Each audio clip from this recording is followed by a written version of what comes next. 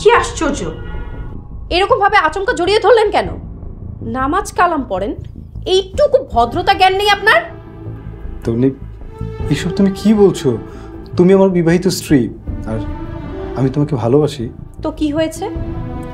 আমি কারো হাতের কাঠের পুতুল নই যে যখন যা ইচ্ছা তাই করবেন। আমি জাস্ট একটু ক্লোজ হতে চাইছিলাম। আচ্ছা বাদ দাও, তোমার আপত্তি থাকলে বাদ দাও। আমি অসুস্থ আর আপনি আছেন ফুর্তিতে, এই শিক্ষা আপনার? তুমি অসুস্থ? কই, আমি জানতাম না তো। কেমন স্বামী আপনি? আপনার স্ত্রী অসুস্থ আর সেই খবরই আপনার নেই। সেই সুযোগে আমি কখনো পাইছি?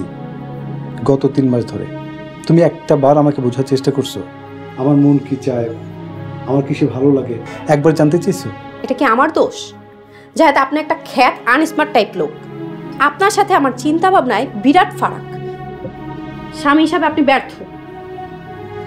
আমি যেই পুরুষ স্বপ্নে দেখেছি সেই পুরুষ আপনি নন। এই সংসার চলছে ঠেলাগাড়ির মতো করে। এই বাড়িতে আমার দম বন্ধ হয়ে আসে। তন্নি, তোমার ভালো থাকার জন্য আমি আর কি করতে পারি? সেটাও কি আমার বলে দিতে হবে? বাতাস খেয়ে কি আপনার বয়স বাড়ছে? প্লিজ আমাকে একটু একা ছেড়ে দিন।